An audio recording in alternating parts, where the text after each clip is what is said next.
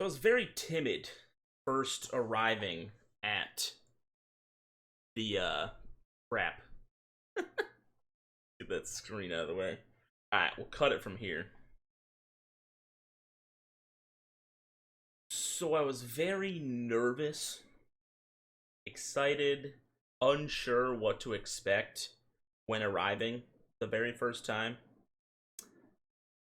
We all got paired up as far as roommates. So I know I said there was like one building on one side of the campus for girls and one for boys.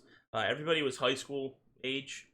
There were actually, no, I shouldn't say that. I feel like there was a few exceptions that were made that were younger kids, because I remember a couple of them being around, but they were like 8th grade, like borderline high school. Again, this place was very accommodating as far as trying to help everybody they could. Did they go about it in the best way? I don't know. That's up for grabs. It doesn't exist any longer. The AOS company, Academy of Sarah's, was purchased out by Wellspring Academies, Wellspring Camps, whatever the broad company name is for them. And they ran it for about 2 years, which will be part 2 of the Hopper Adventures to California. But all of it no longer exists at this point. Wellspring might, but the school itself has been closed down, I want to say, for 5 or 6 years now. Excuse me. But it was a weird adventure. So I'm just one of the first stories that's gonna pop in my head is so the boys being boys, we were a rambunctious group, to say the least. People were getting caught a lot trying to sneak out in the middle of the night, not to do anything specific, but so much so to the point that they actually installed alarms on everybody's windows while I was there. But inside these buildings, there was, I want to say we had like 6 maybe total different RAs, counselors. I don't know what you want to call them. They weren't professionals in any sense of the form. They were more like camp counselors, really. But they had like a day shift and a night shift where obviously people were there throughout the night as well with us, making sure we weren't up to no good. And one of the nights after we got scolded for doing stupid things, I don't remember the specific incident because there were so many dumb things that happened out there. Again, it was like a reality TV show if I really look back and think about the whole thing. But I remember we all got woken up, me and my roommate Brandon. Brandon was from Arizona. He was a really good guy, cool dude. Me, him, and a guy, Joe, kind of ran the place as far as the groups were concerned. But we'll get into the dynamic trio there another night. So they wake us up middle of the night. It had to be 2, 3 o'clock.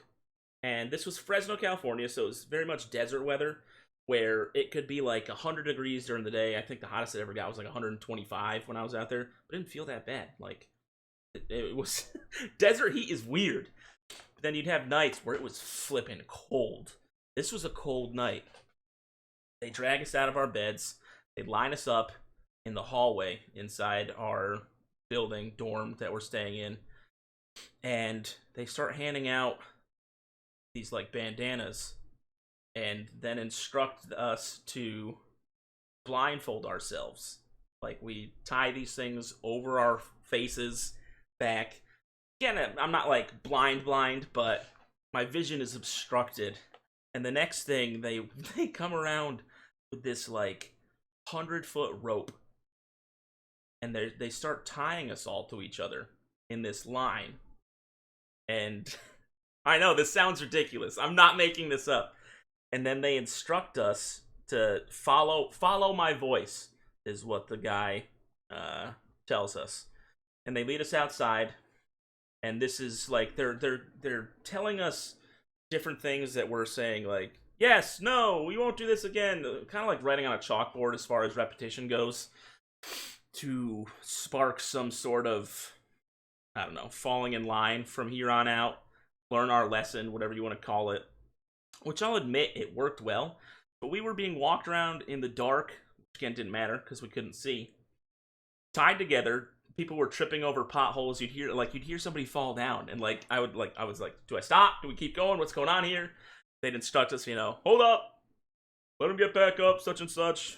whatever their name may be, and carry on. And I think we did this, paraded around for maybe an hour or so, and I do have to say we were better behaved after that night. But at the time, I think it was just so oddly. I'm not gonna say. I mean, sure, extreme. It was so oddly extreme and unexpected, or just unexpected, that I didn't know what to think about it until like I got to really look back on the experience and contemplate about what occurred and think how absurd it was that this was happening, allowed to happen, because we were told, dude, don't tell anybody about this. But like, what were they gonna do? Like, nah, I mean, somebody had to have said something, but nothing ever came about it. Never talked about it again. Never had to happen again. And yeah, so this is me telling the story of the time I was blindfolded and tied up with a bunch of other kids my age, teenagers, 16, 17, and walked around the California desert. All right. There's always tomorrow, guys. Hop to it. I'll see you there.